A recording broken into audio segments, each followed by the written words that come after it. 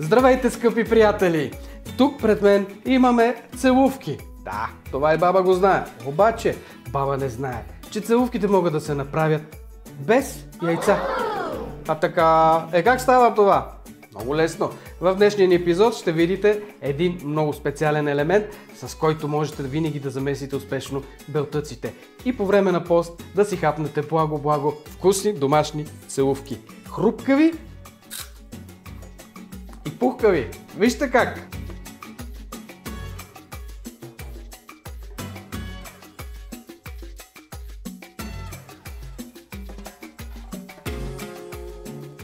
Да видим сега чудесата на природата в тези постни целувки.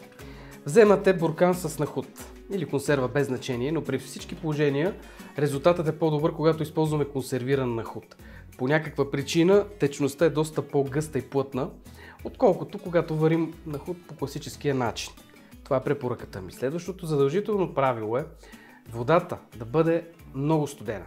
Така че оставете консервата за няколко часа в хладилника или буркана в случая, за да може да се охлади. Това дава по-добър резултат при разбиването. И отсеждате. Обикновено от един буркан се получава не много течност. Има една много интересна скала, таблица, с която се определя колко трябва да е за всеки белтък течността. 45 мл, запомнете, вода от нахут, съответства на един белтък. А една чайна лъжичка на един жълтък.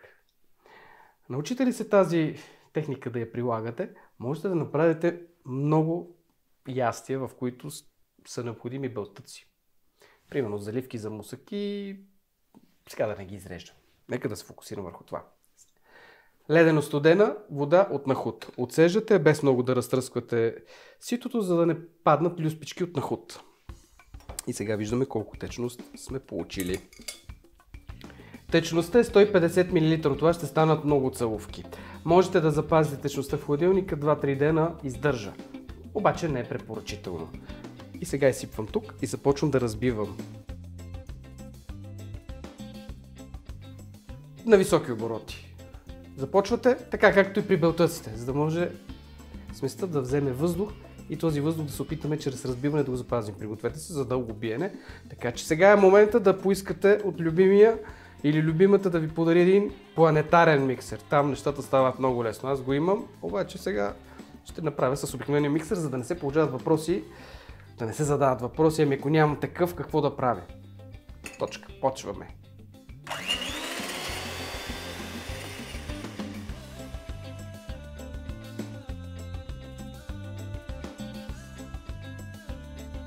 Вземам кристална захар. Обърнете внимание пяната, която се получи. На този етап, както и при другата рецепта с яйца, слагам захар. Дали е пудра или кристална, не е от значение, но мисля, че с кристалната захар ефектът е по-добър. Започвам да сипвам и продължавам разбиването на високи обороти.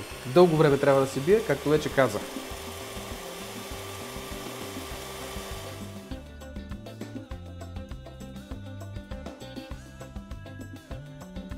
Ето!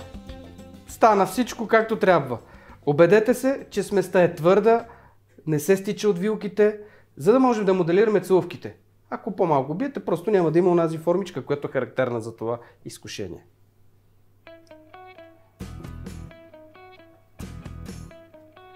Винаги много се страхувам, като опитвам белтъци с захар, да не се натровя. Тук няма проблем. Нюанса от нахута се усеща, но дискретно. Това при печенето изчезва. Така, време е сега да прехвърля сместа в поша и да започнем оформянето на целувките. Както си е традиционно, се слага хартия за печене, за да може после лесно да ги отлепим. Пускате фурната на най-ниската степен. Хайде да не на най-ниската, на 100 градуса.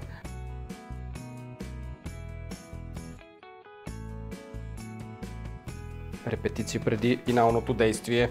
И започвам оформянето на целувки.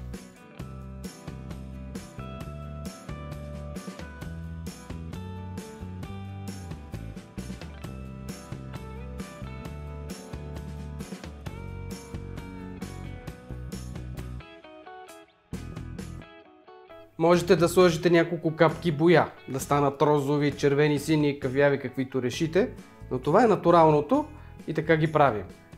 100 градуса казах вече в ниската част на фурната. Сушат се за час, час и 20. Зависи от фурната, всяка фурна е различна. Но конвекцията, ако я ползвате, със сигурност ще имате добър успех. Най-добрият резултат е да пуснете функцията долно печене с вентилатор, ако не само долно печене.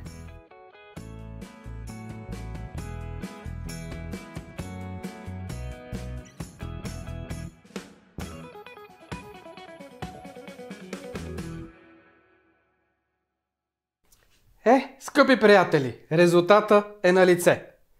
И сега компетентното жури. В лицето на Иван Иванов Звездев. Иванчо, знаеш ли какво е това? Да. Какво? Целувки. Обичаш ли целувки? Да, много. Щом е сладко, все е благо. Коя ще си избереш? Ето тази. Че е хубава. Ти пък най-хубавата си взе. Хайде сега.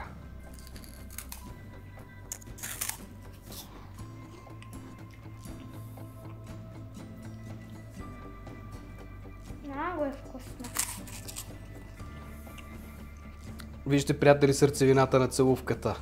Изпечени са, изсушени са, 100 градуса. Много бързо свършват, да знаете. Затова правим по 2, а понякога и по 3 тави. Така вече знаете как да си направите прекрасни целувки без яйце. Също аз не знам дали изобщо нашето жури знае как се правят целувки. Важното е да му хареса. Така вече всеки, който по някаква причина не яде яйца, може да си направи още едно сладко изкушение. И не забравяйте, щипка ванилия прах подобрява още повече вкуса. Това е, скъпи приятели, дай целувка на нашите зрители. За довиждане и за успешен ден! Чао!